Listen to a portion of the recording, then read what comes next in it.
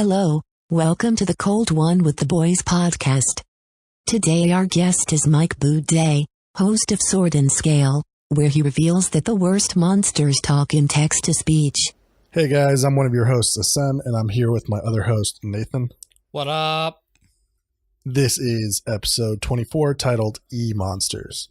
As you just heard from the creepy-ass voice, our guest today is the one and only host of Sword and Scale, Mike Boudet. Boudet. Sounds like he's saying booty. Like Mike Boudet. Yeah, that voice just really wants to say booty or Boudet. But whatever. Sounded good. Yeah. We had a really engaging conversation about true crime, outrage culture, social media backlash, and the upcoming Sword and Scale TV show. So sit back, call 911 until you get a competent operator, and open a cold one. I just wanna crack that door with that voice,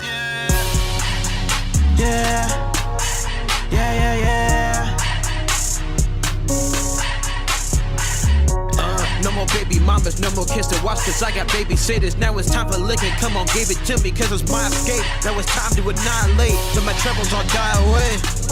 I'm on a diet, Please do not try this, cause do not invite it. I'm dripping in go call the Midas. This night I was excited, it got me reignited. I've been waiting so long I can't fight it, but now I'm Mike Tyson inside, I'm on fire. It ain't nothing like a true bro, brotherhood worth more than Do you actually go on a lot of podcasts to interview or anything? Not that often. No, nobody really asks me. I'm like that. That's sad. That nerdy, the nerdy person that always never has a date to the dance. Oh, dude, I'll be your date to the dance. Yeah, we'll take you to the dance, dude. Yeah, we'll take you to the dance. Actually, You Nathan can said that a little break bit down. menacingly. I'm not sure what you meant by that. We'll take you all the way to the dance. All the way to the dance. Yep. Now, when Nathan can break down some moves, I'm sure he can. Yeah. He can get down. I used to go clubbing when I was in high school. I was that fat white redneck that could dance like a black girl. So all the girls at the club were like, damn. And I was like, yeah, get it, girl. Do you bring your own like cardboard for break dancing wherever you Hell go? yeah. Not anymore, dude. I'm getting too old. Old. I'm not even 30 yet, but my fucking bones don't work like they used to. Gonna break a hip. At every party, he finds the wooden floor so he can go break dance on it. Awesome. All right, man. I'm curious to try that nowadays. If you start that robotic thing, the arm thing where you do the Dude, like that the stuff popping takes or some whatever. like coordination. Yeah. you start that at a party. I wonder if it'll take off. If it'll take off. I don't know. I just do Probably. dirty dancing, basically. Pop lock and yourself? drop it. Yeah, dude. That's how you have to do it. Like when I used to dance, like it was bad. Like I probably could still find the recordings on people's phones from back then, but it was like bonfires and stuff, and I was like dancing by myself, like holding on to the the back end of like a Jeep's hatchback or whatever up in the air, trying to pole dance on the back of a truck. It was bad, dude. Yeah. That's not a good look. Yeah, it's really not. That's why alcohol is an amazing thing. It makes everything better. Absolutely. Yeah, absolutely. Gives you an excuse. Gives you an excuse to dance like a jackass. Yeah. I'll take every advantage, dude. Yeah. Anyway, we have Mike Boudet here on our podcast, which is really exciting, which is the host of Sword and Scale, the best Hello. of the best Yes. of Thank you. true crime ever. Thank you. I am a huge fan. I've tried to get Nathan into it for so long, and he's just really squeamish, and I don't think he can handle. Dude, I don't know that it's squeamish. Like, it doesn't make me sick. It just makes me super uncomfortable. And I'm assuming it's probably how I grew up. I grew up in like a family. I had, police officers, military, stuff like that. We always kind of, grew up in a sheltered lifestyle. And we were actually talking about this earlier while we were waiting for you to hop in the channel. But I asked him what his favorite episode was, and he told me. And I was actually trying to listen to it at work today while I was working. And I had to cut that shit off because, like, I was starting to get real, like, I was feeling weird. And my brother actually works with me. And he's like, dude, turn that shit off. He's like, I can't handle that. And I like how I'm a guest on your show and you're referring to my podcast as that shit. not in a bad way. Like, let How me dare tune you. that back a little bit. Like, there's a huge crowd of people out there that listen to this stuff. Like, I've been kind of doing my research on it, but I don't know how they do it. Like, maybe I am squeamish. I don't know. But Well, like, I was consider listening- yourself a real man, because our audience is 80% female. For some reason, women are really attracted to murder stories. I kind of feel bad for saying this, but we were listening to it, and my younger brother was like, "Dude, that's why there's so many messed up women in the world, because all they do is listen to true crime podcasts." Yeah, I'm actually a woman, so Yeah. I'm in that 80%. Hey, it's 2018. You can be whatever you want. Absolutely. Yeah, absolutely. There you go. But I'm personally, I'm a huge fan. I think Sword and Scale is really, really unique. And the word I always use to describe it to friends is that it's cinematic. I mean, it's almost like you're watching a show, except it's in your ears. That's the best way I could explain it. But it's just like a show in your ears. In your ears. It's called a podcast. That's what it is. But no, it's by that I mean, like, you know, a cinematographer makes the movie, and by that I mean, like, with the music and just how you edit it, with the footage from all of the cases and everything like that, just flows in really well, and it's just an awesome experience to listen to Sword and Scale. So, well, the whole idea was to make it very immersive. I mean, from the very beginning, I wanted to make a show that felt like you were right in there, like you were part of it. You were part of the story, which is why we use all the 911 tapes, you know, the interrogation audio and the courtroom audio and all that stuff, because the story tells itself better when the narrator gets out of the way and just lets the story play out. You gain a lot. It's almost like they say, you know, a picture's worth 1,000 words. Well, a 911 tape is worth 1,000 words. Yeah. You don't need to interject your point of view or your opinion about it, or sort of like retell it. You can just play it, and it just, all of the emotion that comes through in the recording, and all of the horror, the real life horror that's happening there. You know that whatever's happening is the worst day of that person's life when they're calling 911. Yeah. Like, I could vouch for that 100%. Like, from the time I turned on the episode and I was listening through it until I had to turn it off, like, it was captivating. Like, I feel like I spent the whole first 5 minutes of this podcast trashing it, but I don't want to seem that way. Like, it was very well put together. Turn that shit off.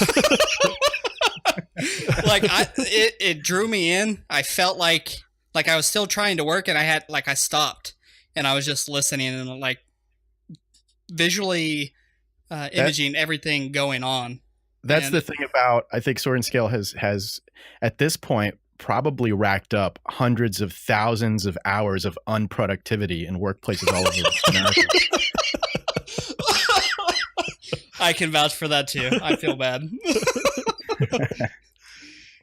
But yeah, I was just gonna say it's very well put together. Like, I was very impressed with the way, you know, the episode went, and you know, you coming in, interjecting your thoughts and your opinions on what was going on, and then, you know, just getting out of the way and letting the story tell itself.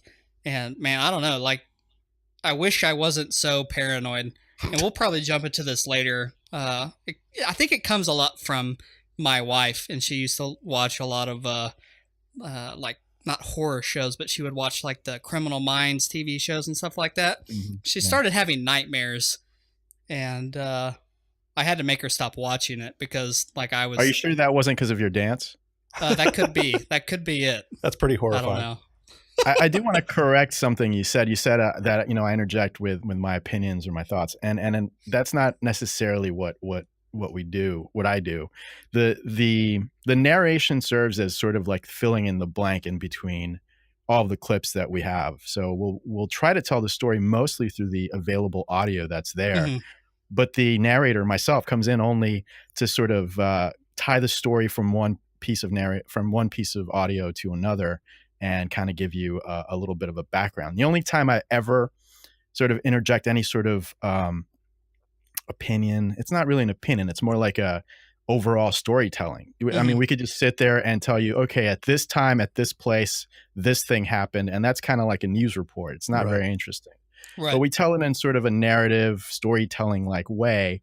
And part of that is to sort of make a bigger point, make a sort of wider point about society or about mental illness or relationships or whatever it might be. And what I try to do is I try to leave myself and my opinions out of it completely. What I mostly try to do is tell it from the standpoint of the everyday man. This isn't like a show that's made for, people that are really into serial killers and they know every serial killer's name and where they were born and how many, their kill tally and all that. It's more for like the everyday sort of person that's not really totally immersed in it, and the opinions and the thoughts that are ever stressed are coming from that place. They're coming from the standpoint of there's no doubt this person's guilty. A jury of 12 people said that they were guilty, and this is the thought process behind why they said that.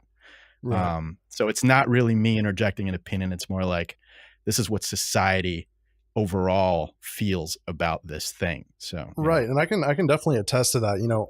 I've listened to every single episode, so I definitely have a lot more to work off of for that. But I know what can be misconstrued as your opinion, because you like to in your episodes, you like to add these rhetorical questions, kind of like, society questioning the world. Like in this episode, like, what would you do if the mother of your child like killed your child? Like those are the kind of questions you ask, and that can be misconstrued as an opinion.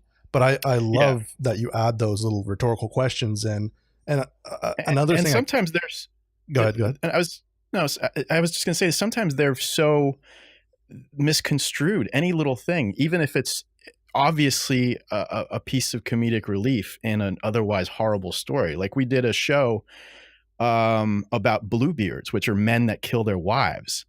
And at the end of that very horrific episode that had 3 different stories of men brutally murdering their wives, I said something at the end. It was a throwaway line, but it was obviously a joke. I mean, if you have any sort of intelligence, it's a joke, which was like, okay, ladies, be nicer to your husbands. Goodbye. And many people have reached out to me with just vitriolic anger. Just, how dare you? It's like, are you a fucking idiot? Like, how do you not understand a joke? It's amazing how many people don't get it. No, absolutely. I mean, I love the little things you add in, man. Like there was a recent episode, one of your most recent ones, where you ended the episode with like, if you don't leave your house, you can't get killed or something like that. And I laughed my ass off. And I'm sure there's someone out there that took offense to that. Someone's queuing up their angry email right now. How dare you tell people they can't go outside? Oh my God. Yeah, of course. Yeah, but I definitely get that. But another thing I can attest to just from listening to all these episodes is that if people think that's actually your opinion, there's been plenty of times where you've gone both sides of that issue. Like with, Bluebeards, for example, there's been multiple episodes where you've covered Bluebeard type cases, and you might take the devil's advocate side on your rhetorical question or whatever you're doing.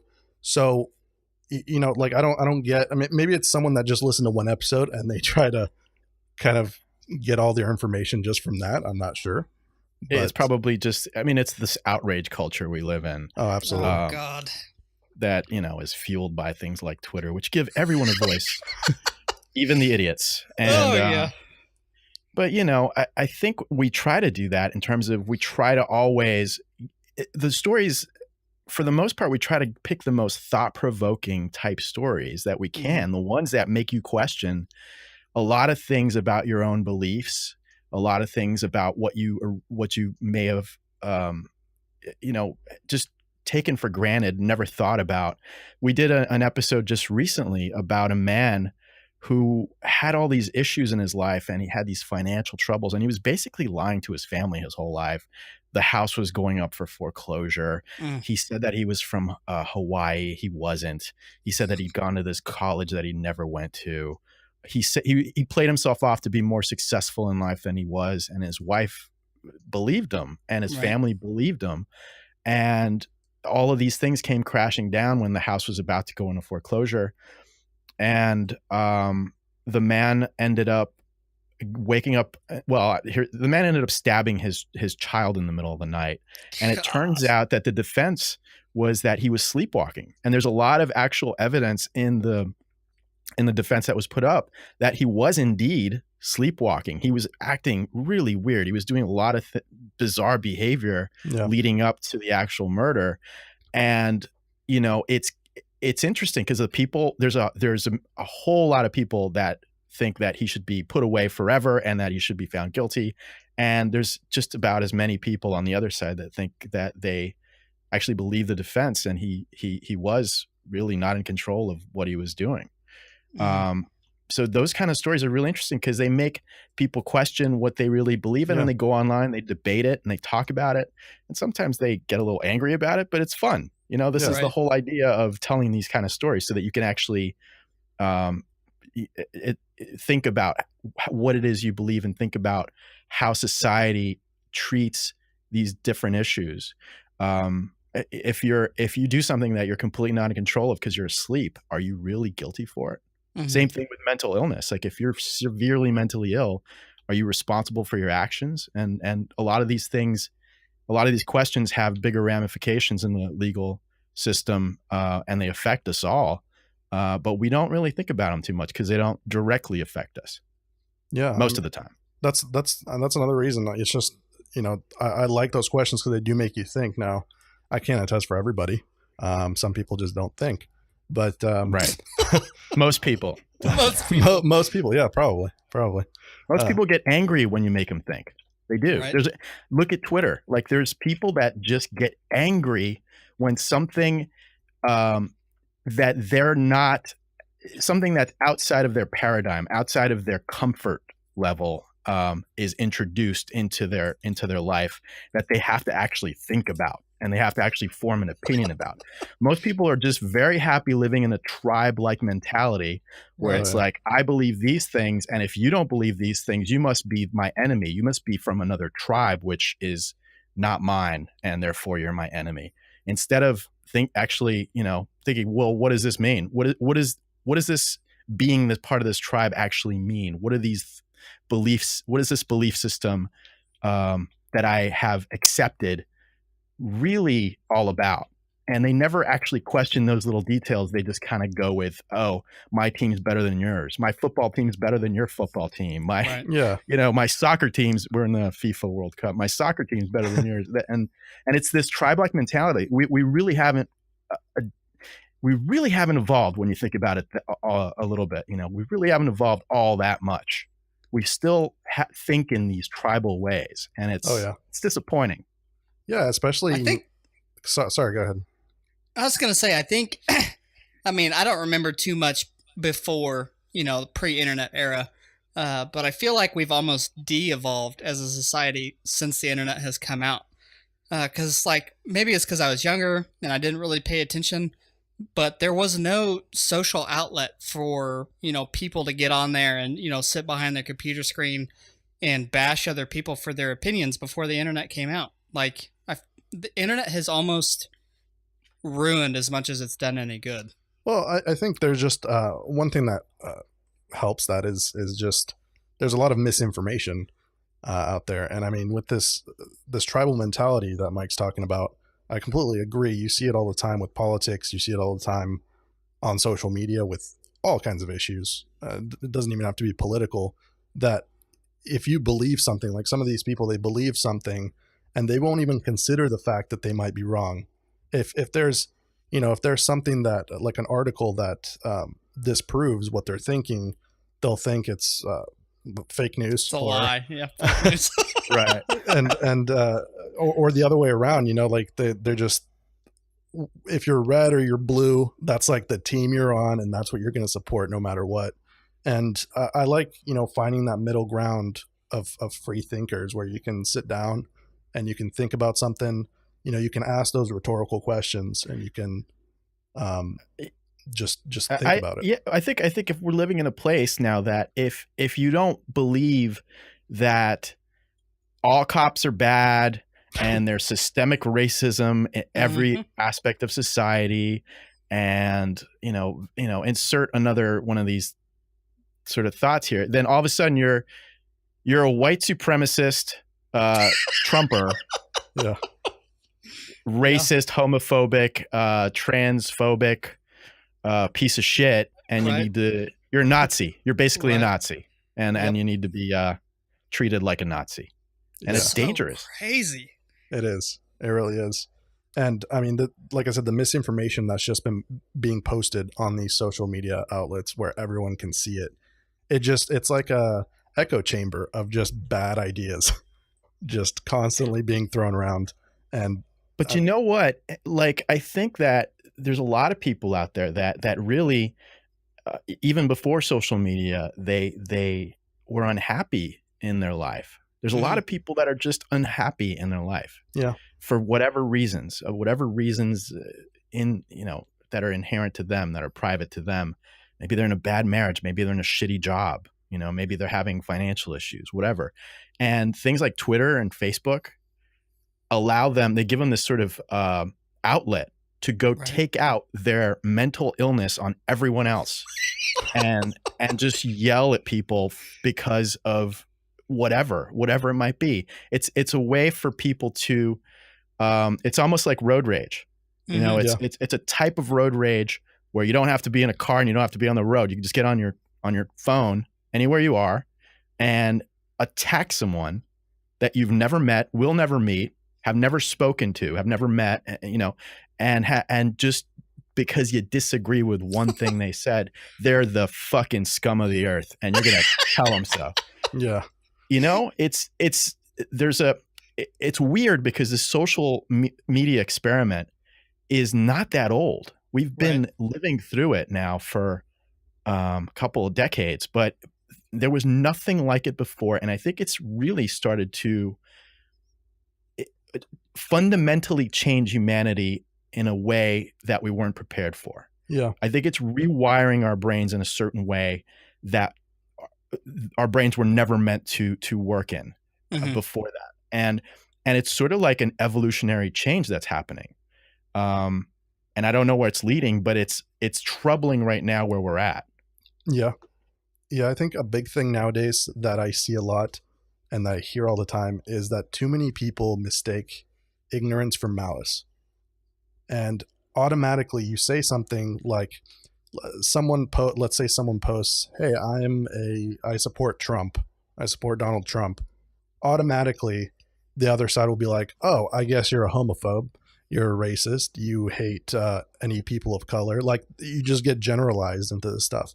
And both sides do it all the time. And everyone just mistakes the ignorance of maybe the person is just ignorant and didn't think it through. And they automatically think that their action is malicious and that they're wanting to hurt somebody. Like, if you support the Second Amendment, automatically you support these kids shooting up the schools. Like, that's the kind of stuff that I'm like, what the hell? Like, really? You need to rethink your brand. Like, just think about it a little bit. No one wants anyone to die. No one wants anyone hurt. Like, people are still people. It's just everyone's outraged by the littlest things. I think for the most part, people want to live in a society that is beneficial to everyone, that everyone can prosper in, that everyone can be happy and be able to find their happiness in. Nobody wants, other, well, I'm not going to say nobody. Some people do, but for the most part, I'm saying, like, the majority of the public, even the ones screaming online, everybody kind of wants the same thing. They just have different ways to get there. It's really, it's a weird thing. It's a really weird thing because there was nothing like this. I grew up in a time where they would tell you it's really impolite to go to a cocktail party and start talking about religion or politics. Yeah. Right. And now we do it while sitting on the toilet at a lunch break to some stranger halfway across the world Yeah. for no reason. Mm-hmm. Yeah, there's And it's ridiculous. Yeah, there's no reason. Like, what is going to be accomplished? I mean, you're not going to change anyone's mind. You're not. You're just all you're doing is you're getting out some aggression, which which is probably, I guess maybe a good thing, because otherwise you might take that out on somebody at home. Yeah. Right. But maybe you just get some help instead, I think. Yeah. Yeah, But absolutely. the thing is, I don't think they don't see it as they have an issue. They see it as, the other person has the issue. So, Right. most of them, they're like, oh, I don't need to get help. You need to get fucking help because you're the one that's against, whatever. Fuck you. Yeah. And that's Yeah, the problem. I don't know. And we all do it. I mean, Right. I've Yeah, done. I've We done all it too. do. We all get to that place where we think we're right about whatever, and we start arguing with some stranger, and then most people that I've talked to, whenever that happens, whenever they get into that little trap, they feel like shit afterwards. They Yeah. they don't feel good about themselves. I mean, they feel like they let this get the better of them, Mm-hmm. and it's not a good feeling. I think it is a type of a release, but it's also there's a sort of illness there where So this isn't social the best way to insecurity. there's something there's something that it should be treated in a better way Right. than just yelling at strangers online. Yeah. Well, what I'll segue this into is the social media backlash that you've gotten recently. I have. No, no. He's like, oh, shit. He's like, I have what? I wasn't aware. Which was we're going to go ahead and unpack that shit-filled diaper here in a second. But so first, I'm going to read the actual tweet that the lady said, and then what you replied with, and then we'll kind of unpack it from there. Let's do it. All right. So the tweet from the fan was a fan of yours that said, "If anything ever happens to me, make sure Mike Boudet covers it on Sword and Scale." And the reply tweet was, "And she died of mild heart disease and a high cholesterol diet." Now, I find that hilarious. Right. And I mean, that's what it was. It was a joke. Obviously. Obviously. I think Right. obviously it was Yeah. a joke. I mean, Now here's the go ahead. Go ahead. Can I explain why I think it was first of all, I think that the outrage was probably justified, but also misunderstood. I agree. My tweet was misunderstood. And why the reason I say that is because I do have a nice little collection of people that actually hate me and they hate follow me. They hate listen to the podcast and they hate follow me. I think some people actually hate Patreon me so that they can listen to all the plus episodes. I'm not even, I wish I was kidding. I'm not. Right. There's people on Patreon that actually hate me and they just Wow. donate money to me so they can get access to all of the content so that they can see what they can get outraged about. Oh, Oh, my man. God. That bonus content. But basically there's, these people that were hate following me on Twitter and they were just waiting for me to fuck up. Oh, And yeah.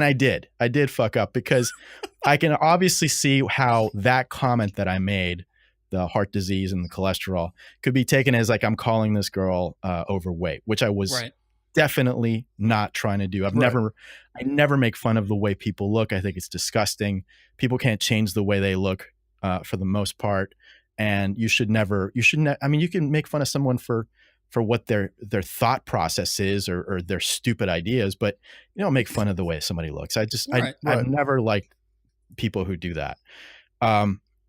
But the joke was basically like we all die in really benign, uninteresting deaths. yeah. That was the basic point of that tweet. It was like, and basically, I will probably die of high cholesterol and whatever else, because most people die of the number one killer, Yeah. Heart disease. which is high cholesterol and mild heart disease. Right.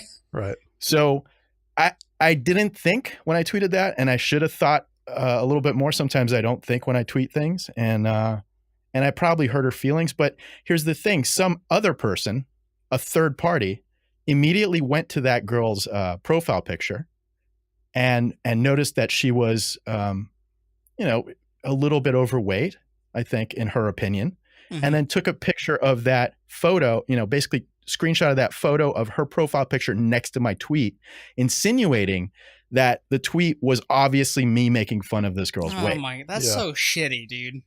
Yeah. So immediately a backlash. Yeah. And when a backlash like this starts, it's very much like an uncontrollable stream of lava. There's nothing you can do at that point. You just got to get the fuck out of the way, because it's going to come down the hill. It's going to take your house down and anything in its path, and there's nothing you can do. Yeah. So yeah, immediately that kind of started to snowball, and I think I apologized shortly after that. I tried to say a few things to get out of it, but I think that if I did offend this person, it was unintentional. I actually tried to DM her through both of my Twitter accounts, my personal one and the Sword and Scale account, to explain and apologize. And she immediately blocked me in one of them, and then the other one I tried to send her something, and she sent me back a bunch of nasty messages, which is fine. Yeah. Which is fine. And then I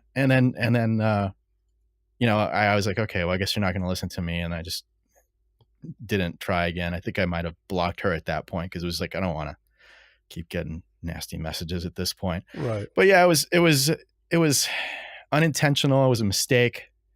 But I think it was blown way out of proportion to what it was.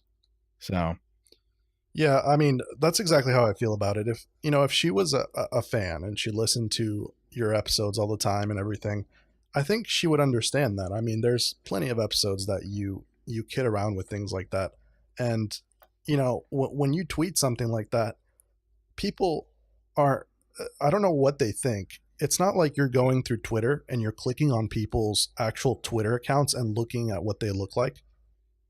Who does that? Yeah, exactly. Who's gonna, that's what I'm saying. There and before I respond to this tweet, let me go check out this person's profile and see what they look like. Exactly. I mean, that's creepy level 11 to do something like that. Exactly. So I don't know if that's how people misconstrued it, but obviously you don't do that with as big as you are.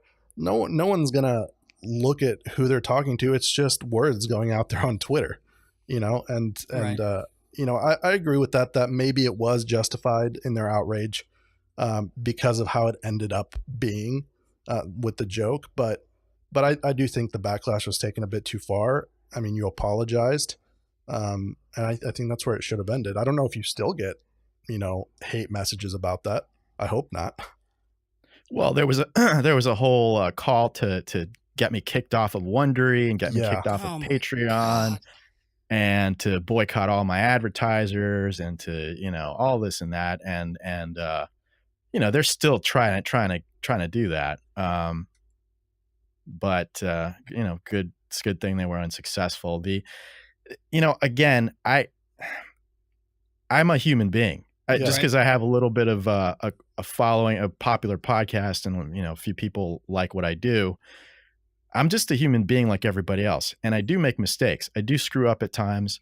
I try to be good about admitting when I do, and trying to make it better.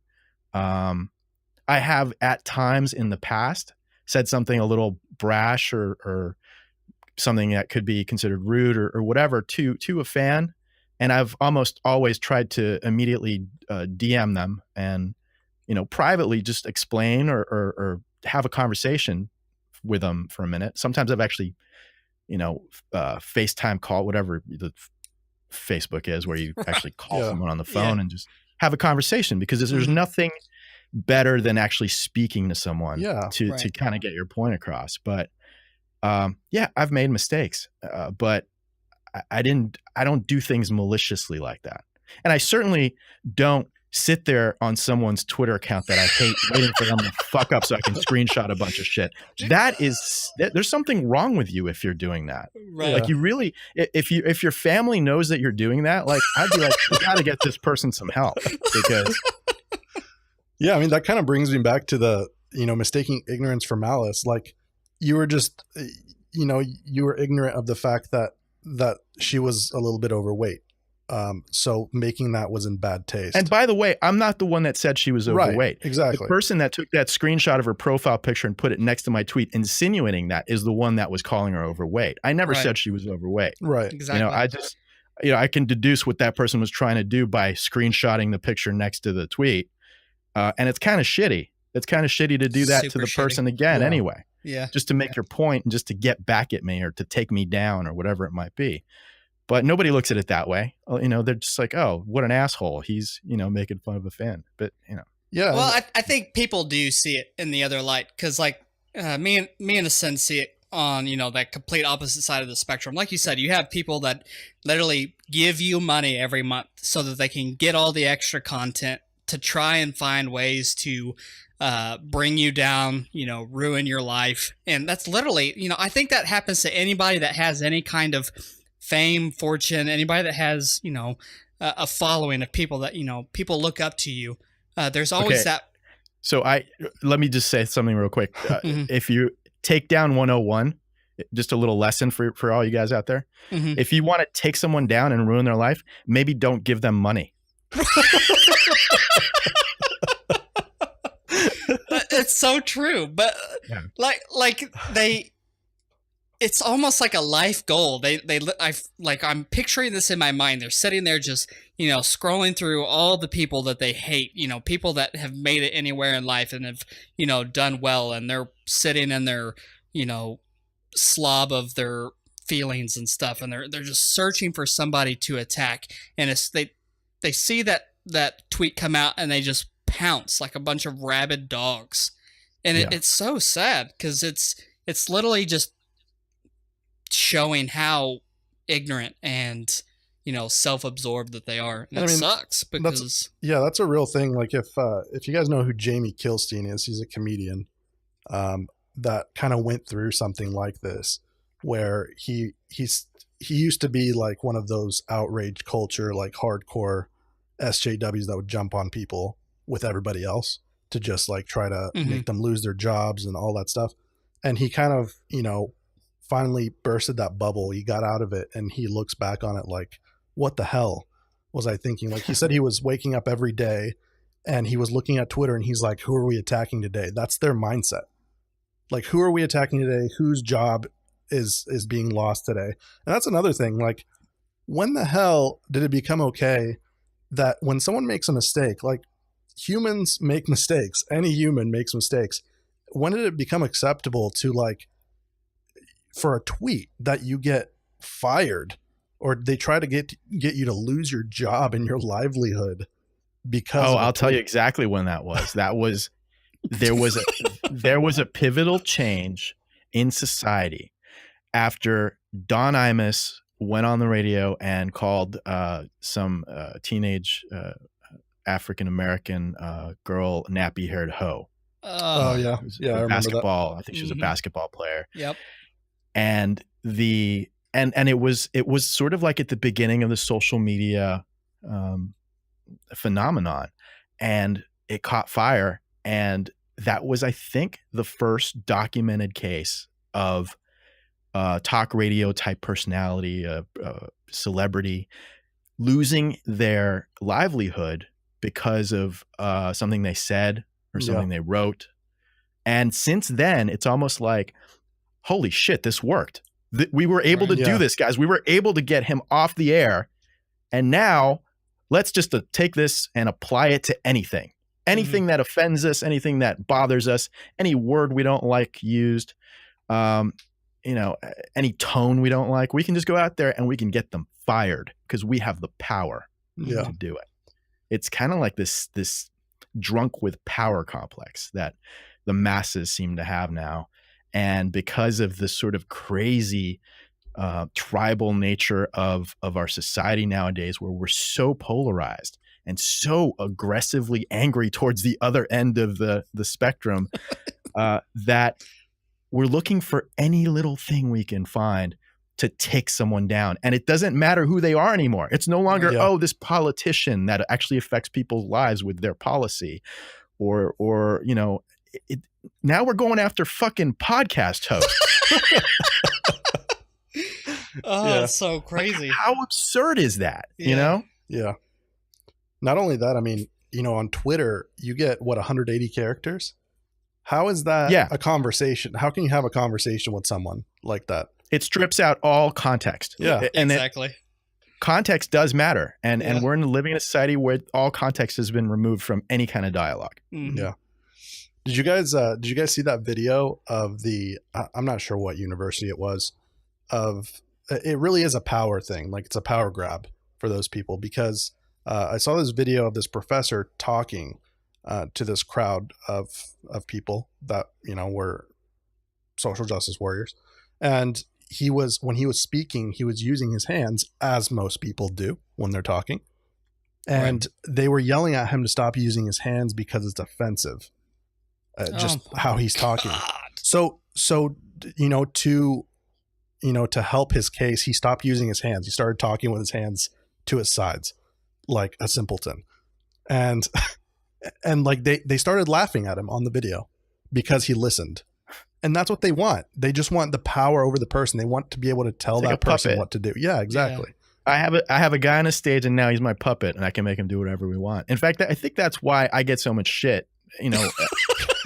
I really do. I think comparatively to most other podcasters, I get a lot of shit, and I think it's because very early on, someone would come up to me and tell me, "No, you didn't use the right words. You have to use these words, and you have to use them in this way."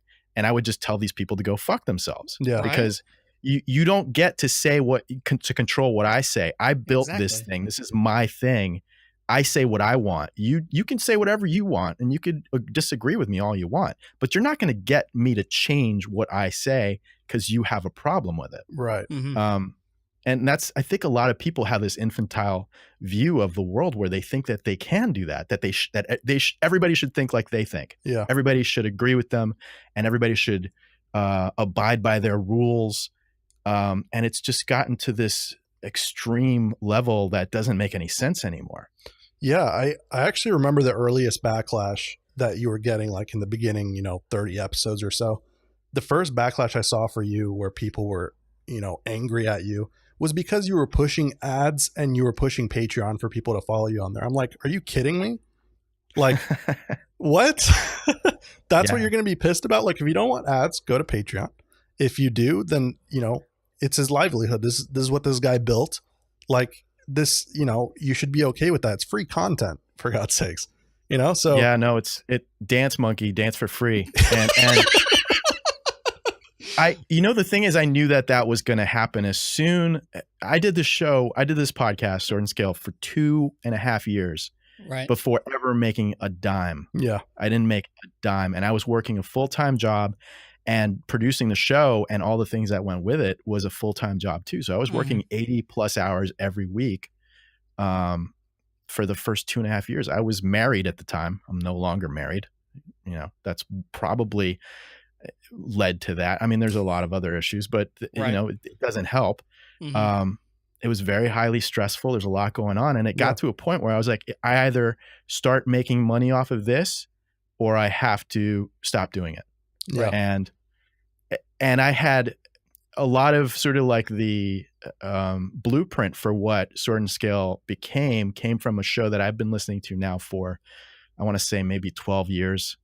And it's called Mysterious Universe. It's a couple of guys from Australia that talk about Yeti and UFOs and all kinds of creepy shit. But they do a great show, and they've been doing it professionally now for forever. And I remember from back in the day that they had a lot of fans, but as soon as they announced sort of like a paid product, they got viciously attacked. Oh, it's almost like, how dare you make money off of this thing that should be free for me all the time? This sort of sense of entitlement. Yeah. Jesus. It is ridiculous. And I knew that as soon as I launched any kind of fundraiser, that would happen. And it sure did. It sure did. In fact, you want to talk about entitlement. I did an episode, a plus episode, right? A little while back. I think it was sometime last year. And it was a preview. What I did was I took part of the show. I took the first 60, 75% of the show, and I put it out on the regular feed as a preview to Plus, which is our premium. I think you actually got me with that, to be honest with you. Yeah. Oh, awesome. Yeah, it worked. It was Another great. one, another sucker. So yeah, we put out 75% of the show. And then we basically said, well, you want to hear the rest of it? Join us on Patreon for $5 a month. You get this, the rest of this, plus you get, whatever 20, at the time it was like 20 plus episodes or whatever it was. And you get them every other week. And I got this really, really outraged, angry, cursing, calling me every name in the book email from a homeless guy in Oregon. How did you even get access? Was listening to the show on like free Wi-Fi and his Obama phone.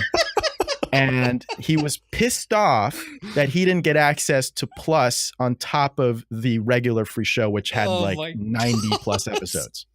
Wow. Jesus Christ, dude. So that's the level of entitlement that we're sort of living in for some people have in this country. And it's absolutely ridiculous, but it's a true story. This really, I'll see if I can find the email and send it to you. It's ridiculous.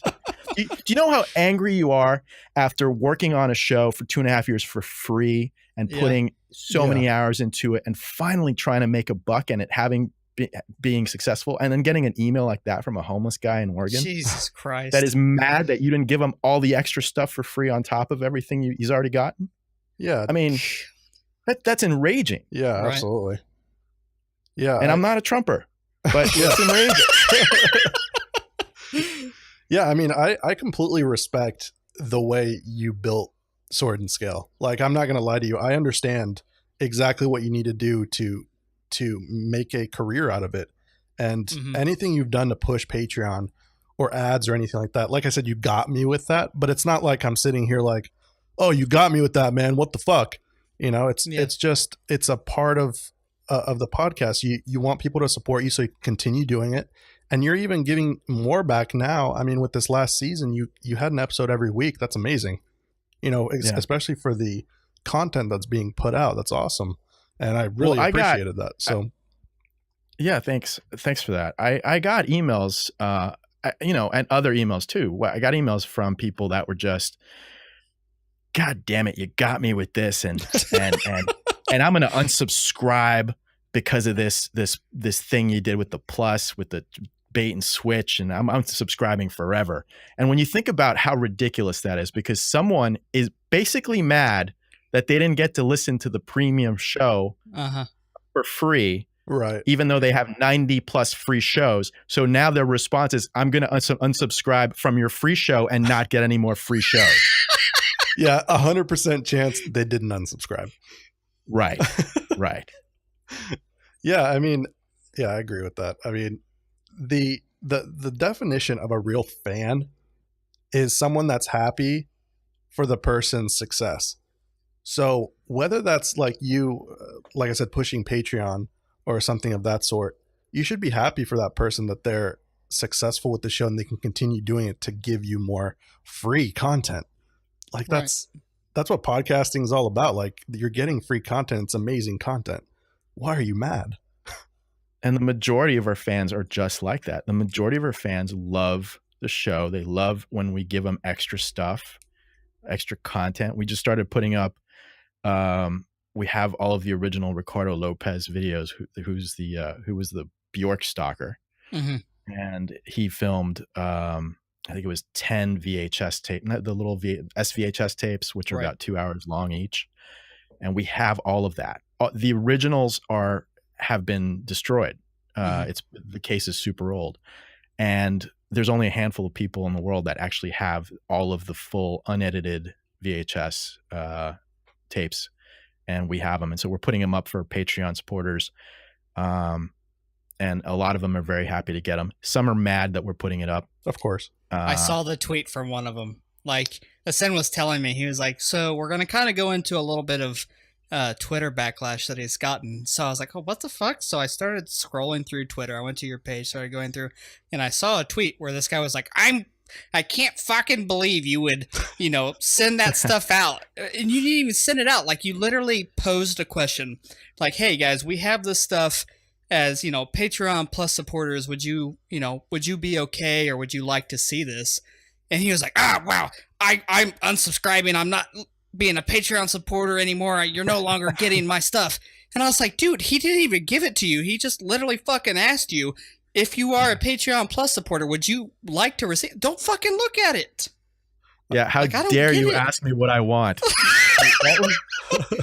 I kind of knew that there was going to be some backlash, which is exactly why I posted that question. I wanted to, because if I got like a really skewed response, which was, let's say 20% of the Patreon audience doesn't want me to ever put this out, then I'd be like, okay, well, just from a business standpoint, I don't want to lose 20% of my Patreon subs. Right. I'm going to not put this out. Mm-hmm. Of course, it was 1%, out of 14,000 people, there's like maybe 10 that don't want it out. That's so crazy. I mean, I don't understand their reasons, but they can feel that way if they want. And I doubt that now that I've started to put those videos out, that any of them are going to unsubscribe. There may be one or two. I don't think all 10 will. Yeah. Yeah, for sure, man. Also, Nathan, I love the voices you use for his fans that are mad. It's the best thing ever. That's not the voices I use just for his fans. I know. If you've listened to any other podcasts, I use it for my wife. I use it for my brothers, my friends. Anytime I, relate to something somebody else says, I always make them sound like a jackass. So that's just what I do. My wife hates it, dude. She's like, I don't fucking sound like that. I'm like, yeah, there you go. Good. Well, I just did it right there. He just did it again. He did it again for his wife. Oh, man. So it's just how I am. I also did want to kind of segueing away from that. I wanted to move on to the TV show. Now, I know a lot of people are excited for it to come out, and they want to know more information. So what can you tell us about the TV show that's going to be coming out? We're doing a TV show. There it is. There it is, guys. You heard it first here. Here. So you know all about it now. Yeah. No, let me correct that. Because it's not 100% accurate. We're filming a pilot for a potential TV show. Oh, okay. There you go. And if they like it, if it's good, which I hope it'll be, then we may go ahead with a series. But right now it's really early. I mean, it's been early. A TV show isn't like doing a podcast. You can't just sit in a room with a mic and a computer and put it out that day. Mm-hmm. There's a lot of cooks in the kitchen. There's a lot of people involved. And it takes a lot of work. And so it's been now about 2 years that we've been working on sort of the negotiation process. And we were with one production company, and we kind of went to another one.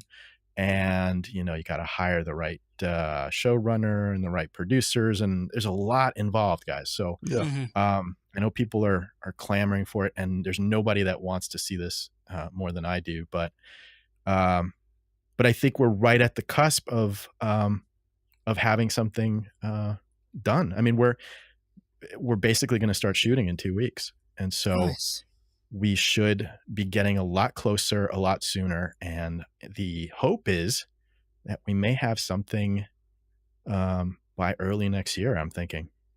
Okay, awesome. Nice. Yeah, that's awesome. I don't know if you can answer this much, so tell me to shut up if you can't. If you can't answer shut this, up. But like, is it actors portraying out episodes that you've covered before, or is it documentary style, or? It's a rom-com. It's a musical rom-com. Okay. Makes sense. Brother. I like it. Yeah. With puppets, but a lot of sex. A lot of sex. Yeah. It's going to be directed by Judd Apatow. Oh, that's amazing. All right, awesome. Yeah, I'm really excited for that. Can't wait to see it. I'm sure everyone else is excited to see it as well. So I'm sure you'll keep us posted as much as you can give us whenever you have that information. As soon as I know something, I'll be telling fans on Patreon about it. So awesome. Hell yeah. Pay them on Patreon, people. You get it first. And then the last thing here, I'm just going to kind of go into our random thought of the day segment to close out the show. And this one, we have content creators on this show, but typically most of the content creation we kind of have is YouTube and and Twitch and game kind of gaming community type guests. So when we have a podcaster on, I think it's always interesting to ask them, do you play video games? Like, do you ever do that in your free time? If you have any free time, it doesn't sound like you do, but do you ever play video games in your free time? I sure do. And I grew up, I mean, I'm a little older probably than you guys. I grew up in the old adventure games era, the old LucasArts adventure games with Day of the Tentacle and Maniac Mansion and Zach McCracken and the Alien Mindbenders. That's a little more of a rare one. But yeah, this new one. So the guys that were big fans of that genre and those types of games, a bunch of programmers and graphics people and just really talented people created this new game called Thimbleweed Park. And they put it up a Kickstarter for it, and I contributed to that. Totally forgot about it for years. And then they released it earlier, I think it might have been late last year, on basically every platform, PC, Xbox, PlayStation. And I was so excited that it came out that I just bought it again, even though I'd already paid for it. But it's actually it's phenomenal. It's fantastic. They captured all of the magic of that era of those types of games and made it into very easily playable on a console. And I'm a huge fan. I loved it. I've already finished it. I kind of want to play it again. But it was really, really cool. And it's got that sort of dry comedy in it from back then of those old school adventure games. Yeah, that's my jam. I love that stuff. Awesome. Man. Yeah, I'll have to look into that because I do enjoy those older games as well. I'll have to look into that. There is a lot of, little smaller companies that are starting to make older games like that, and I think that's really cool that they're doing that. Yeah, and they have all the nostalgic sort of pixelated graphics and stuff like that, but they actually fit on a 1080p screen, and the audio is way better, even though they do incorporate some of that 8-bit audio into it. But overall, it's like you get the best of both worlds. Yeah. And again, one of the best games I've played in the last 10 years. I really, really like it. Oh yeah, awesome. All right, Mike. Well, I had a lot of fun. This has been surreal for me. I'm a huge fan. I want to thank you so much for coming on. I hope you enjoyed yourself. It's been a pleasure, guys. Thank you so much. Yeah, absolutely. Yeah, it's a blast. Everyone, please check out Sword and Scale. You will not be disappointed, but you might be a little horrified. So, go at your own risk, but you should definitely check it out. Just man up. Man up. Yeah, Nathan. Don't be like me. Don't be the big pussy like me and have to turn that shit off. Actually power through it, boys. I'm gonna tape, like duct tape, your headphones around you, and you're gonna have to listen to it. I'll listen to it at some point where I can literally just sit down and kind of veg out, because I wanted to listen to it, but I think it was distracting me from what I was doing. I was so shocked at the shit that I was hearing. Not to use the word shit as in a bad term, but I was so shocked by what I was hearing. I'd never heard coming through a podcast somebody literally shooting a teenager and hearing the gas and sounds and stuff.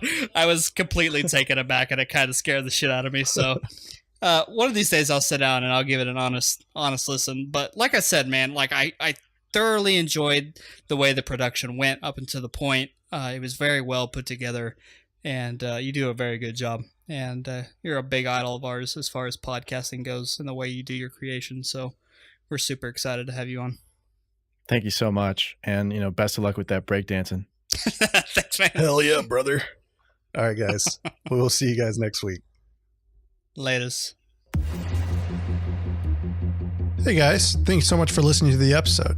I hope you enjoyed it, and even if you didn't, we would love to hear your feedback, which can be sent to coldonepodcast@gmail.com, or leave a review of what you thought on iTunes. It really does help us make this experience better for you, the listener.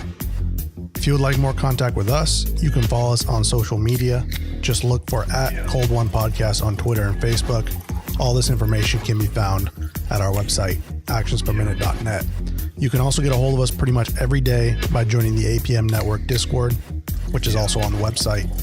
And lastly, if you like what we do, tell your friends, your family, your enemies, and coworkers about it. Thanks, guys. And remember, don't drink and drive.